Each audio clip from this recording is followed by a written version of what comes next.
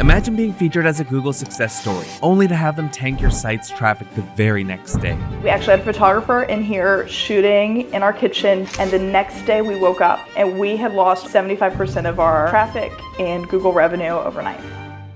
Google search algorithm updates have crushed countless small businesses, and Charleston Crafted was no exception. Felt like everything we had worked for a decade had just been taken away from us. It was very much a hit on my self-esteem, like I wasn't actually good at what I thought I was good at.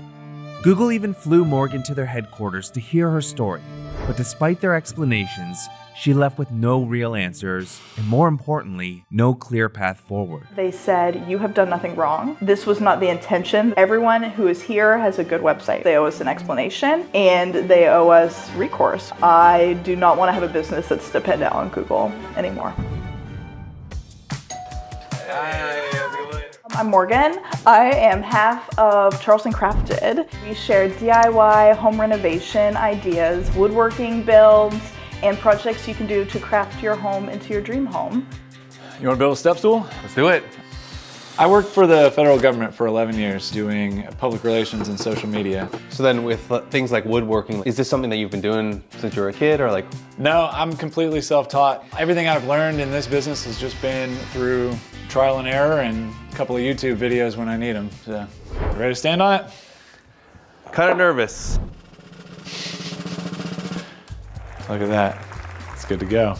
What do you feel makes Charleston Crafted unique? So we really focus on very doable DIY projects, and of course so much of what makes it unique is just us and our story, and our family is woven into everything we do. We don't build things just to build them because we think it'll be a hit. Everything we make is to serve our family and to serve our home, and so our story is really tied into our work as well. Morgan and Sean started their blog as a passion project, but soon realized it had the potential to become something more, a business that would change the course of their lives. Our first sponsored project was for cat food, and they paid us $100. I can't even tell you how excited we were. I told everybody I knew that we got paid money to put something on the internet, and we did that for a few years. We were putting out 5 blog posts a week. It was a lot of work, and so it kind of got to a make or break point for us because we both worked full time. We had to either start making a little money or just peel back on the amount of work we're putting into it, because even at that level, it is a lot of work. At a crossroads, unsure whether to go all in, Morgan attended a DIY creators conference, hoping for direction. What she found were game-changing strategies that could transform her site's future. I didn't know how people got ads on their websites. That never even occurred to me. But we met Mediavine, we got ads on our websites, and we were automatically making multiple $1,000s a month. I took a class on SEO. I never had heard of SEO before. I didn't know anything about it. Going to that conference was the turning point where we realized that we could keep doing what we were already doing, but actually earn money off of it. Armed with their newfound skills, Morgan was ready to put them to the test. What happened next was beyond anything she had imagined. A near instant success. During COVID, there was this big viral thing where people were making squirrel picnic tables. We saw it as an opportunity. This was the first time we ever kind of hopped on a trend. People saw it on TikTok, looked it up on Google, how to build a squirrel picnic table, found our plans, signed up for our email list. I mean, our traffic was huge, and it really showed us the realities of going viral, what that can mean. In 2023, when you were reaching kind of the peak of that traffic point, how much were you making then? Last year we made about $325,000. About half was ad revenue. I mean, it's like 4 times how much money we made when we were both working. It empowered me. When my son was born in 2018, I was a CPA, and I was able to quit my job and be home with him. So it changed my life in that way for the better. So it sounds like the recipe you took was to create blog content based on search-focused topics, and then to optimize that page, and then it was just a repeatable machine that was printing cash for you. Yes. Morgan had found a formula for success, so she doubled down. So I created a new website, which is Celebrating with Kids. I had a lot of kids' toy reviews, kids' crafts. I created a website about houseplant care and a website about paint color. A lot of people thought I was a little bit nuts for doing that and for managing that, especially without a team. I mean, that is what I've learned in this business. If you find something that's working, lean into it as hard as you possibly can, and then be willing to pivot when something quits working. Just when everything seemed to be falling into place, Google pulled the rug out from under them. In September of 2023, Google released the Helpful Content Update. In 10 years, we had never been hit negatively, at least significantly, by a Google update.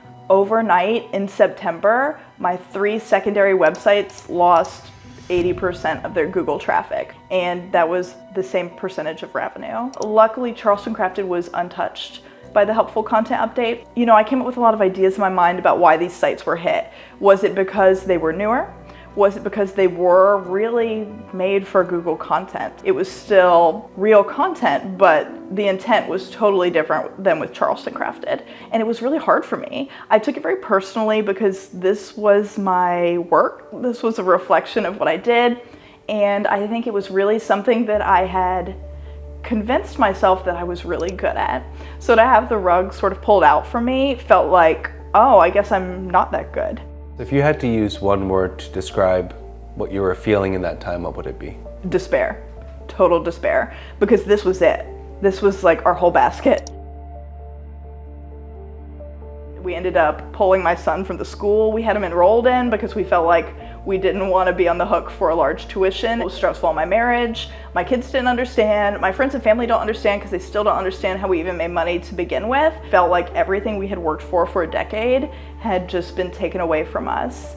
And we hadn't done anything wrong. They featured us as a creator success story on their website. The worst part was in March 2024. They do an economic report, and it has a section on each state in the country and a business that has been profoundly affected by Google positively. And we actually had a photographer in here shooting in our kitchen during the renovation, and the next day we woke up and we had been hit by the March core update, and we had lost on Charleston Crafted 75% of our traffic and Google revenue overnight. I had this sort of false sense that we were really well diversified business because we do ad revenue, we do affiliate sales, sponsored work, we sell digital products. But when the traffic went away, people stopped buying digital products because they weren't landing on our site. Certain brands stopped wanting to work with us because we didn't have the traffic that they were looking for. It affected everything when we lost the page views. Soon after the traffic decline, Morgan received an invitation she never saw coming. So I was invited to the Google Creators Summit. I was flown out to California to go to their Google headquarters. It was so empty, so vacant. When they took us on a tour, it felt very much like, here's Google, here's all your traffic, the dust mites blow by. But we did get the opportunity to learn about Google search and share feedback on what we thought they could improve. But while we were there, they were very clear. They said, you have done nothing wrong. This has been far more extreme than we intended. Everyone who is here has a good website. And that sort of turned a switch in me in the way that I approached the rest of the day. I went at it as, I've done nothing wrong. My content is good. You've told me my content is good. Google's told me for years my content is good. I'm not doing anything wrong. The problem is with Google. Was there anything that Google said that resonated with you or that gave you hope for the future? No. We were told September's traffic is not coming back. And that meant September before the helpful content update. Even if your site appeared on Google again, you were not going to get the same level of traffic you were getting before. There's been so many changes in the search results. There's AI overviews. There's so many additional things in there. You can scroll forever before you get to a blue link now. I do not want to have a business that's dependent on Google anymore. Morgan and Sean had every reason to resent Google. They'd taken away everything they'd built. But ironically, it was also the key to their success. I wanted to show her that SEO didn't have to be an all or nothing gamble, that there was a way to make it work on her terms. Can you kind of walk me through the process of what you started doing here? Because even for the previous 8 years, we don't see anything like this where we see a real growth trajectory. Yeah, so I think we started choosing topics to write about based off of what we thought would perform well on Google. I used Search Console primarily to see terms that we were ranking for. So at that point in time, I started putting out a lot more roundups. You'll see a lot of best different paint colors and wood stain colors. Yeah, and so we did a lot of wood stain testing, and then we took that content that we created and created a lot of different blog posts. The best gray wood stains, the best light brown wood stains, the best dark brown wood stains. Same content, just sort of organized in different groups. I think that's really cool because naturally with any keyword you're trying to rank for, there's always going to be competition. Right. And if 60% of your traffic is coming from 2 or 3 posts and somebody comes in outranks you, you've lost everything. Right. Like basically what you're doing is you're taking like an investment strategy of compounding growth. Morgan had a clear vision for Charleston Crafted and was implementing smart strategies. But when I looked at her paint color site, I spotted an opportunity that just might help bring back some of her lost traffic. Ooh, you went crazy on that content there, huh? Yeah, I cranked it Wow. out, man. I mean, this site was making like $4,000 to $5,000 a month off entirely Google revenue. From what I can see here is you have some affiliate links. Yes. And you have ads. Yes. And are those the two ways that you were On making here. money through here? Yeah, and digital products. I have a whole shop. Oh, really? So you can see I have 287 paint color palettes. Wow. So every blog post that is about a paint color, you can purchase a palette. I sell these every day. They're still selling? Oh yeah. Oh, wow. I sell $1,500 a month in these From the site? from the site. Wow. And you have like next to no traffic. The subdomain still gets traffic. No, it does. I think that's the thing with e-commerce though, is that you don't have to get a ton of traffic because it's so commercial. The people who were there are there on purpose. Yeah, so I set this up after the helpful content update.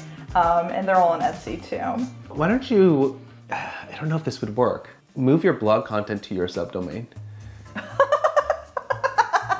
Right? It's diabolical. Well, yeah. you don't have to move everything. Just like looking at some of these pages. So like, let's look at some of them that were at the peak. So best green, gray paint colors. I don't see why you can't move this over to the subdomain. I'll try. So with any kind of testing, like what you want to do is you don't want to move everything as it was, Okay. but do things in stages. The way that I understand it is that Google treats your main root domain and subdomains differently. Okay. And there's these conspiracy theories that they're getting rid of affiliate sites and they're focusing on e-commerce sites because these Right. are people who own the products. And you already have an e-commerce store. Right. So why not try to create content there? And rather than focusing on monetizing through affiliates, focus on just selling what you have. Yeah. And like if you could get, Just driving more views to those palettes. Yeah. and I bet you that if you got this traffic back, or even half of it back to your subdomain, but the focus is around promoting the palettes, which you probably talk a lot about in the content Yeah, anyway. yeah. I bet you'll make more money from that than you would have through ads and affiliate combined. That's a really cool idea. Yeah. Can't hurt to try. I'm obviously biased to search. Like Sure. it's been a big part of my life since a very long time ago. I've also gone through the motions of losing a lot of traffic and a lot of money Yeah. because I relied too heavily on search. A good way to look at search is you're not so much creating content Right. for the search engine, Yes. but for the people who use the search engine. Right. Because there's a lot of people who still want to find you. Right. Hundreds of thousands, millions of people. I hope so. I hope they can find me. You're helping a lot of people out there. I think so. We get a lot of emails from people with pictures of projects they've done in their home because they had our instructions, and I like it when people do a project for the first time and then they send us something else they did that wasn't necessarily following our instructions, but by building a project with detailed instructions, they were able to build the confidence. So I know we're helping people. I know it. Google can't take that away from me, but they can just take it away from the people we could be there to serve. After spending the day with Morgan, she left with hope and a plan, ready to rebuild.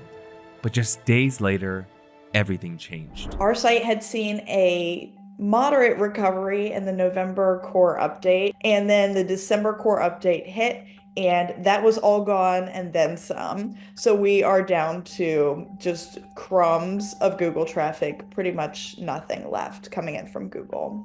But despite the situation, Morgan recognizes the value of the skills she gained and what they helped her build. I would say that building our business on Google gave us a way to reach a lot of people and taught me a formula for creating content really consistently, to get really comfortable analyzing my own data. It definitely did teach me a lot about myself and about data especially. If you want to learn how to get traffic from Google, then watch our free SEO course for beginners right here on YouTube.